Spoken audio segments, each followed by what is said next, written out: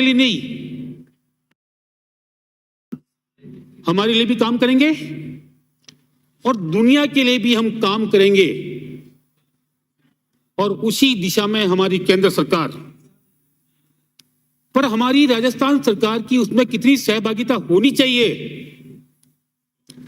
अगर दूसरे राज्यों के आप आंकड़े देखेंगे ना, तो लगेगा कि हम अन्य राज्यों की तुलना में कहीं ना कहीं पीछे हैं। काम क्या हमारा?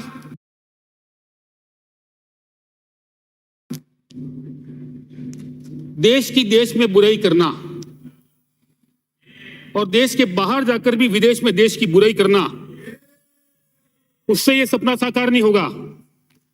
और आज खुशी होती है, हमको सुकून मिलता है, गौरव की अनुभूति होती है कि हमारे देश की पहले विश्व में कैसी छवि थी। भारत एक गरीब देश, भारत में पिछड़ापन है, भूखमरी है, सपेरों का देश। पर इन 9 वर्षों में जो हमने लंबी छलांग ली है, लंबी छलांग, कितनी लंबी छलांग? कभी किसी युग में वीर हनुमान ने लगाई थी लंका की, सीता की तलाश के लिए, और आज हमने लगाई। आज वो लंका तो दरिद्र हो गई, पर हम सोने की चिड़िया बनने के लिए लगातार आगे बढ़ रहे। 600 साल की गुलामी या 600 साल का संघर्ष, उसके बाद भी हमको जितना आगे बढ़ना था आजादी के बाद, अगर 75 सालों का आकलन करेंगे ना, तो 9 सालों के काम गवाही दे देंगे आपको कि जो काम 9 सालों में हुआ है वो कभी नहीं हुआ। पहले क्या हुआ? हमको मुगलों ने लूटा, बाद में अंग्रेजों ने लूटा। पीड़ा इस बात की है कि आजादी के बाद में अपनों ने भी लूटने में कोई कमी नहीं रखी, और आज लूट बंद हुई ना, तो ब्रिटेन जिसके हम 200 साल तक लगातार गुलाम रहे ना, उसकी अर्थव्यवस्था को धकेलकर, उसको पछाड़कर हम विश्व की 5वीं सबसे बड़ी अर्थव्यवस्था के रूप में अपना नाम दर्ज करा चुके हैं। और 2027 तक जिस गति से हम चल रहे हैं ना, हम विश्व की 3री सबसे बड़ी आर्थिक ताकत होंगे। अरे कितना बड़ा आकार हो गया हमारा। 2014 में हमारी अर्थव्यवस्था का आकार 150 लाख करोड़, और 2022 में बढ़कर हम 232 लाख करोड़ तक पहुंच गए। 82 लाख करोड़ से भी ज्यादा, और मात्र 8 वर्षों में। और स्टार्टअप इंडिया में विश्व में हमारा 3रा स्थान। कितना तेजी से हम औद्योगिक दिशा में बढ़ रहे हैं। और परिणाम कैसा कि शुरू होने के 3 वर्षों में ही 104 यूनिकॉर्न, कोई मामूली बात नहीं, एक यूनिकॉर्न 8000 करोड़ का। और माननीय सभापति महोदय, दुख इस बात का भी होता है कि हमको भी देश के साथ लगातार कदम से कदम मिलाकर चलना चाहिए। इन 104 यूनिकॉर्न में राजस्थान में कहीं एक भी यूनिकॉर्न नहीं, तो माननीय मुख्यमंत्री को कहीं इस दिशा में प्रयास करने के लिए बारे में चिंता करनी चाहिए। ये मेरा उनसे आग्रह रहेगा। और ये तो मोदी का जादू है जो चलाना तो पूरा विश्व मान रहा। हमारी जीएसटी का कलेक्शन देखो आप, ये बार बार मोदी की बुराई, देश की बुराई। उसने जो अच्छे काम किए ना, थोड़ा उसको देखकर हम यह क्या अच्छा कर सकते हैं, उस दिशा में बढ़ेंगे ना, तो देश के लिए भी हमारे राजस्थान का योगदान हो जाएगा। जीएसटी का हमारा इस साल का कलेक्शन 17 लाख करोड़, और वो भी कैसे? हमने टैक्स में जो भी विसंगति थी उसको कम किया, हमने टैक्स भी कम किया, हमने टैक्स दाता का शोषण भी बंद किया, भ्रष्टाचार भी बंद किया। उसके बाद में हमने कलेक्शन बढ़ाया। इनकम टैक्स जो 2013-14 में था 6,39,000 करोड़ रुपया, और टैक्स पेयर थे मात्र 1,30,00,000। अब 2023 देखो आप, 2 महीने बाकी, हमारा टैक्स कलेक्शन हो गया इनकम टैक्स के रूप में 14,71,000 करोड़ रुपया, मतलब दुगने से भी ज्यादा हमने स्लैब घटाया, टैक्स घटाया, सारी झंझटें मिटाई है हमने। किसी अधिकारी की हिम्मत नहीं कहीं जाकर जांच कर ले या रिफंड के नाम से, स्पुतनिक के नाम से कहीं पैसा लूट ले। समय पर रिफंड भी दिया, भ्रष्टाचार भी किया, और स्वेच्छा से टैक्स देने वालों की संख्या भी बढ़ाई। माननीय सभापति महोदय, हमारी विदेशी मुद्रा एक काल में कैसी शर्मनाक स्थिति आई थी कि देश की अर्थव्यवस्था को चलाने के लिए हमने सोना तक गिरवी रखा था विदेशों में, और आज हमारी विदेशी मुद्रा 10 मार्च 2023 को 562.40 बिलियन अमेरिकी डॉलर, कोई मामूली नहीं होती, एक अमीर देश की ये पहचान है। जबकि मार्च 2014 में थी 304.02 अमेरिकी बिलियन डॉलर। 9 वर्षों में हमने 87% की बढ़ोतरी की है, 87% की, 258 बिलियन डॉलर की। और उसके बाद भी देश की बुराई करें, उसके बाद भी पेट में दर्द। खुद को अमीर नहीं बनाया हमने, जो हमारे दुश्मन देश है ना, उसको कंगाल बनाने का काम भी हमने किया है। हमने दुश्मन देश पाकिस्तान को कैसा कंगाल बनाया, रोज देखते टीवी में।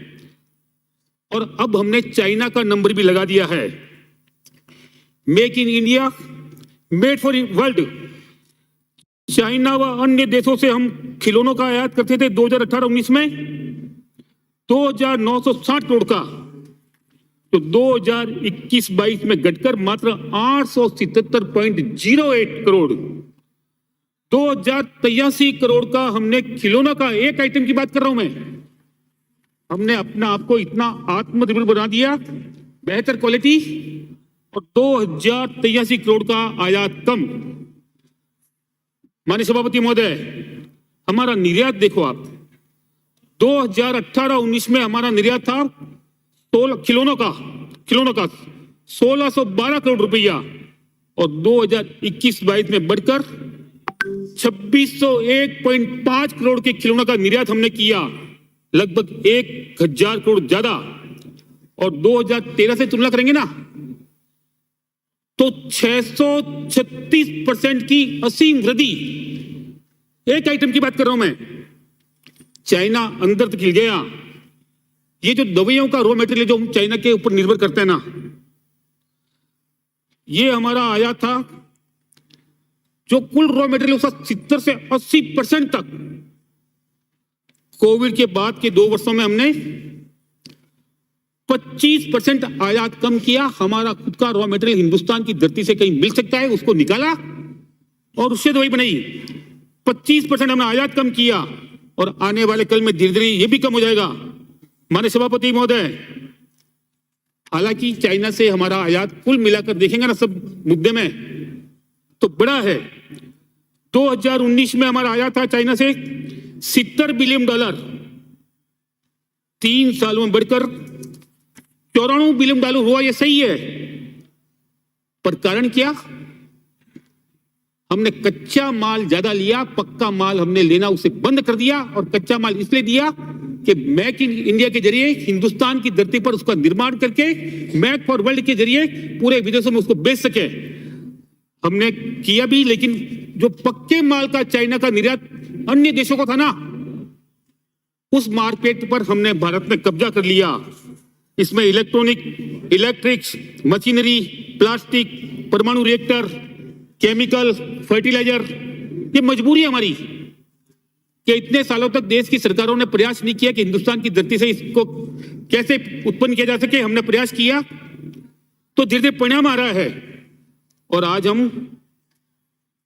विश्व के मार्केट में जिस प्रकार से अपना कब्जा धीरे धीरे करते जा रहे हैं और चाइना को पीछे पछाड़ रहे हैं, तो आने वाले कल में जिस प्रकार पाकिस्तान कंगाल हुआ ना, कि चाइना भी कंगाल हो जाएगा। और जिसने हम पर बुरी नजर डाली, चाहे पाकिस्तान ने डाली, ये नरेंद्र मोदी है। जिसने नजर डाली ना, पाकिस्तान को कंगाल कर दिया, तबाह कर दिया, बर्बाद कर दिया। तो चाहे चाइना भी हो, अरे कितने भी आप उनसे न्याय लड़ा दो भाई, प्रेम की बातें कर लो। आप और मैं आने वाले कल में देखेंगे कभी पाकिस्तान का ऐसा असर हमने नहीं सोचा था, और वैसा ही असर चाइना का होगा, ये आने वाला कल में हम खुद देखेंगे। और माननीय सभापति महोदय, हमारी जो मैन्युफैक्चरिंग ग्रोथ है सभी आइटमों में मिलाकर 2013-14 में -0.8 और 21-22 में हमारी ग्रोथ हो गई 11.8%। कहीं ना कहीं नरेंद्र मोदी को धन्यवाद देना होगा कि जिसने मेक इन इंडिया के जरिए हिंदुस्तान में ये काम किया है। और हमारा आयात देखो आप, हमारा निर्यात देखो, 2013-14 में हमने दवाइयों का निर्यात किया, 90,415 करोड़ की दवाइयां हमने विदेशों को दी, और 8 सालों में इसको बढ़ाकर 21-22 में 1,83,422 करोड़ की दवाइयां हमने विश्व को दी है। कितनी बड़ी विदेशी मुद्रा हमने हासिल की हम जानते हैं ये। और 2022-23 में यही आंकड़ा 2,25,000 करोड़ की संभावना है। माननीय सभापति महोदय, चाहे केमिकल हो चाहे प्लास्टिक हो, विश्व के बाजार में हम तेजी से चाइना के मुकाबले अपना काम कर रहे हैं। और माननीय सभापति महोदय, ये हमारा जादू, ये हमारे नरेंद्र मोदी का जलवा, पूरा विश्व इसको मान रहा है। आज चाइना की हालत क्या हो गई? सैकड़ों मिलें बंद, हजारों फैक्ट्री बंद, बेरोजगारों की लंबी बढ़ती फौज, भूखमरी की नौबत, ये हमने चाइना की हालत कर दी। और माननीय सभापति महोदय, अब हमें दुश्मन देशों से किसी युद्ध की जरूरत ही नहीं है। हम आर्थिक रूप से इतने शक्तिशाली हो गए, कोई हमारा दुश्मन देश हमारे बिगाड़ने के लिए कुछ सोचेगा नहीं। तो हम तो वैसे ही उसको आर्थिक रूप से कंगाल करके उसको बर्बाद कर देंगे। ना सेना की जरूरत, ना हथियारों की जरूरत। एक वो गाना है ना, जरा नजरों से कह दो जी निशाना चूक न जाए, ये नरेंद्र मोदी की नजरें हैं। जरूरत क्या हमें तलवार की, तीरों की, खंजर की, नजर भर देख ले जिसको वो तो खुद ही मर जाए। जिस पर नरेंद्र मोदी की तीसरी आंख की नजर पड़ गई ना, तो जो हाल पाकिस्तान का हुआ, हमारे दुश्मन देश चाइना का भी हो जाएगा। इसलिए मोदी से बच के रहे, यही भला होगा आपका। रक्षा बजट में हमारी क्या पोजीशन हो गई? हम सारे के सारे विदेशों पर निर्भर, और हमने 4 वर्षों में जो आयात का रक्षा बजट है 21% घटा दिया। सेना को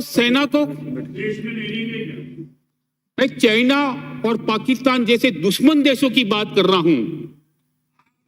मैं चाइना और पाकिस्तान के ऊपर बोल रहा हूं। माननीय सदस्य, हम सब भारत के हैं, हम सब एक हैं। ये अप्रोवेशन मिली है। देश की अर्थव्यवस्था में हम राजस्थान वाले कहां टिकते हैं, उसका संतुलन बता रहा हूं आपको मैं। और माननीय सभापति महोदय, हमने रक्षा के जो आयात का बजट था ना, रक्षा के क्षेत्र में भी 21% हमने आयात कम किया। सेना को उपकरण ज्यादा दिए, अति आधुनिक उपकरण दिए, पर आयात हमने कम किया। हमने यहां भी सेना के जितने उपकरण बन सकते हैं उसको बनाने की दिशा में काम किया, और आज हमारी सेना को शक्तिशाली बनाया। 2020-21 में रक्षा उपकरण के निर्माण हेतु पहली बार किसी देश के प्रधानमंत्री की कितनी गहरी सोच कि हमारे रक्षा के उपकरण हमारे देश में ही निर्मित हो जाए। 1.5 लाख करोड़ की राशि का प्रावधान किया, और आज क्या हो गया उसका परिणाम? हम 75 देशों को रक्षा के उपकरण निर्यात कर रहे हैं। और माननीय सभापति महोदय, हमने तेजस जैसा लड़ाकू विमान बना दिया, और विश्व के मार्केट में इसका परीक्षण हो गया। मलेशिया ने 10 विमान का ऑर्डर भी दे दिया। अर्जेंटीना, इजिप्ट, बोस्टवाना, ये भी कतार में खड़े हैं हमारे विमान को खरीदने के लिए, लाइन लगाए खड़े हैं। हमारा सुपरसोनिक क्रूज मिसाइल ब्रह्मोस, ये भी एक ताकतवर, और आज विश्व के मार्केट में उसकी पहली मांग कि ये हमको लेना है, जो भी बने। पिनाक रॉकेट लॉन्चर ये भी हमने बना दिया। एडवांस लाइट हेलीकॉप्टर, तो उसके लिए भी खरीदार लाइन लगा के खड़े हैं। High speed guard board, weapon locating radar, कितने सारे उपकरण हमने देश की धरती पर बनाने चालू कर दिए। हम राजस्थान की धरती पर भी किस प्रकार इन उपकरणों को बना सकें, उस दिशा में माननीय मुख्यमंत्री जी को सोचना होगा। मैं इसलिए बात कर रहा हूं। और माननीय सभापति महोदय, 2013-14 में हमारा रक्षा क्षेत्र में निर्यात था 900 से 1300 करोड़, और 21-22 में ये निर्यात हो गया 12,000 करोड़। अभी तो ये लगी है इकाइयां, जब ये पूरी होगी ना, और आने वाले वर्ष में अनुमान है 25,000 करोड़ का, आप देखोगे कि भारत किस प्रकार से कितना जल्दी सोने की चिड़िया बनती है। और माननीय सभापति महोदय, हम बार बार चाहे यहां भी हो और चाहे हमारे केंद्र के नेता भी हो, पता नहीं अडानी के पीछे क्यों पड़े हैं। मैं याद दिलाना चाहूंगा आपको, 7 अक्टूबर 2022 जयपुर की धरती, कैसा सजाया था जयपुर को, जैसे कोई भगवान राम 14 वर्ष का वनवास काटकर वापस अयोध्या आ रहे ना, ऐसे पलक पावड़े बिछाए थे। कौन आ रहा था पता है ना आपको? इन्वेस्टमेंट समिट में श्री गौतम जी अडानी आने वाले हैं, उनके स्वागत की तैयारी। खुश हो जाएंगे तो राजस्थान को बहुत कुछ देकर जाएंगे। काम हुआ, खुश भी हो गए वो आपके स्वागत से।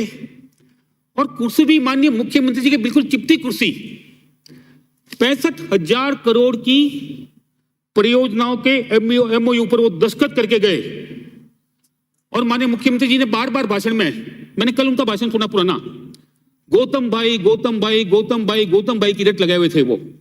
और वहां केंद्र में आपके नेता दिन भर कोसते पानी पी के उसको। जिस उद्योगपति ने राजस्थान की धरती पर 65,000 करोड़ का निवेश का एमओयू किया है, हमें उसको धन्यवाद देना होगा, वरना आपके यहां कोई भी निवेश करता आएगा नहीं। ऐसे लोगों को यदि हमें ना प्रोत्साहित नहीं करेंगे, इनको संसाधन नहीं देंगे, सुविधा नहीं देंगे ना, तो राजस्थान पिछड़ा का पिछड़ा रहेगा। अरे उन्होंने तो उदयपुर में क्रिकेट स्टेडियम की भी है ना स्वीकृति दी। राज्य में 2 मेडिकल कॉलेज, उसकी भी वो हां भर के गए थे। माननीय सभापति महोदय, एक तरफ याराना और वहां उनके साथ कैसा बर्ताव। आज भी दिल्ली में आपके केंद्र के नेता उनके विरुद्ध में किस प्रकार का प्रदर्शन कर रहे हैं, जरा टीवी खोल के देख लेना। उस व्यक्ति ने देश की अर्थव्यवस्था में, देश के आर्थिक उत्थान में जिस प्रकार का योगदान दिया ना, हम देशवासियों का फर्ज बनता है कि ऐसे उद्यमों को हम प्रोत्साहित करें। और माननीय सभापति महोदय, ये कहते हैं ना, ये पब्लिक है, सब जानती है, ये पब्लिक है, अंदर क्या है बाहर क्या है ये सब पहचानती ये पब्लिक है। ये भरोसे मत रहना, पब्लिक जानती नहीं है। इस पब्लिक को सब पता है कि आपके अंदर क्या है बाहर क्या है। और वक्त आएगी ना, तो जैसे पहले किया ना, उससे भी बेहतर हालत आपकी करके रख देगी। और माननीय सभापति महोदय, अब राजस्थान की हालत देखो आप। हमारे स्वादिक क्षेत्र के कुल 45 उपक्रम और हमारी सरकार की पूंजी लगी उसमें 52,172 करोड़ रुपया, और इनका कुल घाटा कितना है अभी, ये हालात है राजस्थान के, देख लो आंकड़ा। माननीय उपनेता प्रतिपक्ष, इनका कुल घाटा है 96,905 करोड़ का, इनके खुद के उपक्रम, वो इनसे समझते नहीं, चलते नहीं। और बाहर की बातें करते हैं, 13 उपक्रम में ही 61,810 करोड़ का घाटा।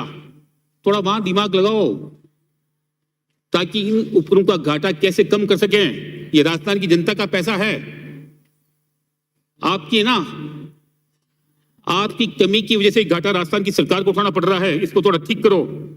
और माननीय सभापति महोदय,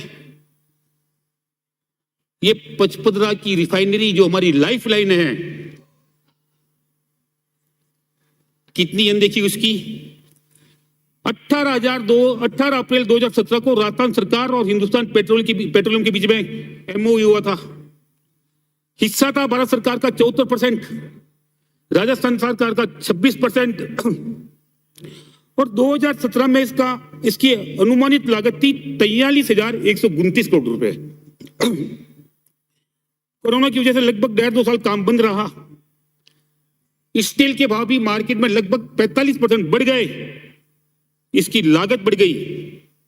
हमको भारत सरकार से जो MOU किया ना, उसके आधार पर 2500 करोड़ रुपए उनको देने हैं। 2500 करोड़ रुपए 21 से वो लगातार कह रहे हैं कि आप अपने हिस्से का पैसा दो।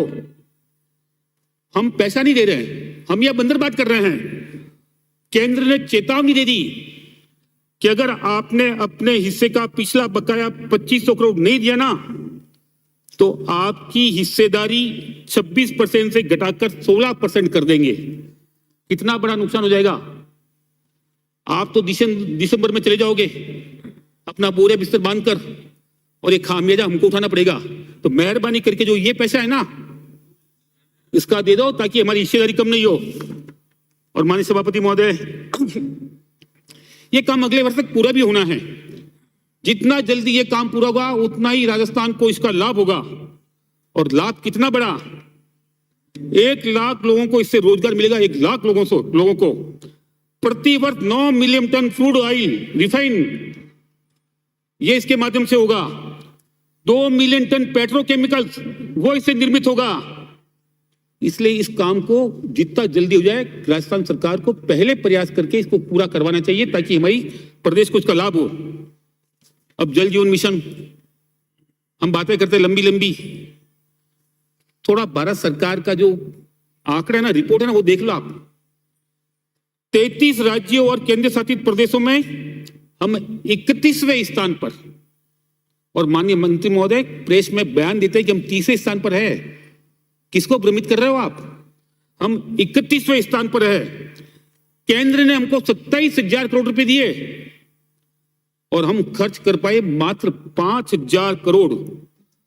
पानी को तरसते हमारे गांव, हमारी ढानियां, उसके बाद भी हमको चिंता नहीं है कि केंद्र का दिया हुआ पैसा किस प्रकार जितना जल्दी उपयोग में लाकर जनता को पानी पिला सके। हम टेंडर पर टेंडर कैंसिल किए जा रहे हैं और उसका खामियाजा हमको उठाना पड़ रहा है। यही हालत हमारे विद्युतीकरण के।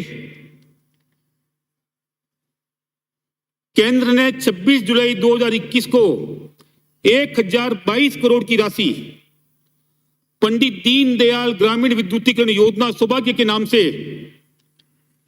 दी थी कि आपको 2.5 लाख घरों का अंधेरा खत्म करना है, अंधेरा मिटाना है। केंद्र का हिस्सा था माननीय सभापति महोदय 60% और 40% हिस्सा राज्य सरकार का। और दिसंबर 2021 तक हमको ये काम पूरा करना था, पर हमको कोई परवाह नहीं, कोई अंधेरे में रहे तो रहे, कोई चिंता नहीं हमको। आपके ही आग्रह पर सरकार ने अवधि 3 महीने बढ़ाई भी कि हमको मार्च 2022 तक की अवधि दे दो, फिर भी हमने काम नहीं किया। और खामियाजा क्या, ये राशि लैप्स हो गई, चली गई, और 2.5 लाख घर जिनको हम अंधेरे से मुक्ति दिला सकते थे वो अंधेरे में रह गए। माननीय सभापति महोदय, ये जो DMIC है ना, यदि राज्य सरकार सही तरीके से सही समय पर सारा काम कर देती ना, तो ये DMIC हमारे लिए वरदान साबित होती। केंद्र की बार बार की डांट, बार बार की फटकार, कोई असर नहीं राज्य सरकार के ऊपर। और माननीय उपनेता, आपको पता होगा, माननीय मंत्री महोदय ने खुद ने मेरे ध्यान आकर्षण पर खड़े होकर कहा था कि वाकई में हम बहुत पीछे हैं। हमारे अधिकारियों को दिल्ली जाते हुए सर्व महसूस होते कि हम क्या जवाब देंगे। 3 बार ये मुद्दा मैंने उठाया, 3 बार सरकार ने कहा हम पीछे हैं, पर आज भी वही कछुआ चाल। और एक बार तो ऐसी स्थिति हो गई कि केंद्र सरकार ने निर्णय लेकर राजस्थान को बाहर करने का मानस बना दिया, और जो ही पता चला राजस्थान को बाहर कर रहे हैं, हमारे अधिकारी, हमारे नेता भगे, वहां जाए, माफी मांगी, कमिटमेंट किया कि हमको और वक्त दे दो, और केंद्र ने उदारता दिखाते हुए राजस्थान को और वक्त दिया, पर उसके बाद भी कोई असर नहीं। और आज भी वो काम बहुत कम गति से चल रहा है। और माननीय सभापति महोदय, अब कुछ काम में गति आई है तो उसमें भी सरकार कोई गंभीर नहीं। अब आपको भूमि अधिग्रहण की कार्रवाई करनी है। मेरा खुद का क्षेत्र, वहां के किसान प्रभावित, और नियम है कि वर्तमान बाजार दर से मुआवजा देना पड़ेगा। 2013 में जब इसका नोटिफिकेशन हुआ था तब से ही इन 9 गांव की भूमि के रूपांतरण और भू उपयोग परिवर्तन पर रोक लगा दी थी। और डीएलसी इस कारण ज्यादा बढ़ी नहीं, और डीएलसी पिछले 1-2 सालों में बढ़े ही नहीं। प्रावधान ये, नियम ये कि आज का बाजार मूल्य का, आज का, और मैंने सरकार को आगाह भी किया है, मैंने ध्यान आकर्षण प्रस्ताव के माध्यम से मंत्री जी की जानकारी में लाया है कि आज की जो डीएलसी वहां निर्धारित होगी ना, वहां के वास्तविक बाजार मूल्य का कहीं मात्र 10% ही है, तो कहीं 20 और कहीं 40। आप सेक्शन 11 का नोटिस जारी होना उसके पहले मेहरबानी करके वहां का बाजार मूल्य तय हो जाए, इस बात के निर्देश वहां के जिला कलेक्टर को दे दो, ताकि किसानों का अहित नहीं हो और जो उनकी कीमत है जमीन की उतनी कीमत उनको मिल जाए। और माननीय सभापति महोदय, सरकार पता नहीं किसानों के पीछे क्यों पड़ी हुई है, चाहे लोन माफ नहीं किया। अब इसमें नियम ये होता है कि ग्रामीण क्षेत्र में यदि कोई काम के लिए सरकार भूमि अधिग्रहित करेगी ना, तो बाजार दर का 4 गुना मुआवजे के रूप में उस व्यक्ति को देगी जिसकी भूमि है। पर यहां आपने चालाकी कर दी, आपने इस क्षेत्र को विशेष निवेश क्षेत्र घोषित कर दिया। पूरा का पूरा ग्रामीण बेल्ट जोधपुर की सीमा पर स्थित, जोधपुर की सीमा के अंदर नहीं, और कर दिया कि विशेष निवेश क्षेत्र। और उसमें प्रावधान क्या है कि मात्र 2.5 गुना ही बाजार दर का 2.5 गुना ही मिलेगा। तो वो भी आपके किसान को कितना नुकसान पहुंचेगा। इसलिए आग्रह रहेगा, माननीय मुख्यमंत्री जी जब आज एप्रोप्रिएशन बिल पे बोले ना, इतनी सारी घोषणा की है, किसानों के हित में भी घोषणा कर दे कि नहीं इनको पूरा मूल्य देंगे। और माननीय सभापति महोदय, ये पता नहीं सरकार की परंपरा क्या हो गई, जब बजट पेश करते ना तो बड़ी बड़ी बातें करते हैं, हमने किसी प्रकार का कोई भी टैक्स, नया टैक्स नहीं लगाया, हमने रियायतें दी है। ये जो 10,000 वर्ग मीटर के बड़े औद्योगिक भूखंड है पूरे प्रदेश में, आपने अंदर ही अंदर आदेश निकालकर 2 रुपए प्रति वर्ग मीटर प्रति वर्ष भूमि कर लगा दिया। कहां जरूरत है इसकी। और वर्तमान में राजस्थान में औद्योगिक भूखंडों पर पहले भी कई प्रकार के कर वसूले जा रहे हैं, और उसके बाद में आपका नया टैक्स ही है। भूमि रूपांतरण की भारी राशि आप वसूल करते हो, उसका खाए पे निकाल देते हो आप। प्रतिवर्ष इकोनॉमिक रेंट वसूला जाता है, और रिको भी हर वर्ष सेवा शुल्क और इकोनॉमिक रेंट वसूलता है। उसके बाद में एक नया कर आपने और सौंप दिया, और इसमें एक प्रावधान और कर दिया, अगर किसी व्यक्ति के एक साथ 10,000 वर्ग का भूखंड एक जगह पर नहीं है, पर अन्य जगहों पर कुछ और भूखंड है, तो उनको जोड़कर 10,000 वर्ग मीटर अगर बनता है तो उससे भी हम टैक्स लेंगे। और टैक्स यदि समय पर नहीं जमा कराएगा तो भारी शास्ति और ब्याज का प्रावधान भी आपने इसमें कर दिया। और माननीय सभापति महोदय, मैं माननीय मुख्यमंत्री जी की घोषणा जो मेरे पाली से जुड़ी हुई है, माननीय मुख्यमंत्री जी की घोषणा थी, पाली के टेक्सटाइल इकाई का प्रदूषित पानी के उपचार के लिए यदि कोई इकाई वाला ईटीपी लगाएगा ना, तो राज्य सरकार उसको अनुदान देगी। कुछ को अनुदान मिला। माननीय सभापति महोदय, कुछ प्रकरण इस कारण से पेंडिंग है कि एक ही मालिक की, क्योंकि वहां औद्योगिक क्षेत्र में बड़े भूखंड नहीं है, तो एक ही मालिक की 2-3 अलग अलग जगह पर उसके आजू बाजू में ही औद्योगिक इकाई संचालित हो रही है, और उसने बकायदा रिको से परमिशन लेकर, उसने बकायदा पॉल्यूशन बोर्ड से consent to establish, consent to operate दोनों प्राप्त की, और उनके कहने के बाद ही उसने ईटीपी लगाया कि मैं इन 2 इकाई का 3 इकाई का पानी एक साथ ट्रीट करूंगा। और बाद में जब उसने सब्सिडी के लिए आवेदन पेश किया ना, तो ये कहकर रोक दिया, 2 मिनट की बात है, ये कहकर रोक दिया कि ये आपका ईटीपी नहीं, ये आपका सीईटीपी, ये कॉमन है, ये मैटर पेंडिंग है। जो व्यक्ति अपने पैसा खर्च करके अगर प्रदूषित पानी का उपचार कर रहा है, तो हमको उसको प्रोत्साहन देना चाहिए, और ऐसी इकाइयों का जो सब्सिडी रुकी हुई है उनको ये सब्सिडी पूरी देनी चाहिए। माननीय सभापति महोदय, अंतिम बात मैं सदन को बधाई दूंगा, पूरे देश को भी बधाई दूंगा कि हमारे देश के यशस्वी प्रधानमंत्री नरेंद्र मोदी का नाम नोबेल पुरस्कार के लिए नॉमिनेटेड हुआ है, ये हम सब के लिए बहुत गौरव की बात है। और किसने हुआ? विश्व में शांति सद्भाव के लिए। और हमारी हालत क्या है? बिराजी वो विश्व में शांति सद्भाव के लिए सम्मानित हो रहा है और हम देश में आसान। बिराजी अंक कितनी होगा? माननीय सदस्य बिराजी प्लीज। माननीय सदस्य बिराजी काफी वरिष्ठ है आप। श्री संयम लोढ़ा, आपको पता समय की अपनी माननीय सभापति महोदय, ये बहुत ही आपत्तिजनक बात है कि जिस नेता की दादी ने इस देश की खातिर अपनी छातियों पर इतनी गोलियां खाई, जिसके पिता ने इस एशिया की शांति के लिए अपने शरीर के परखच्चे उड़वा दिए,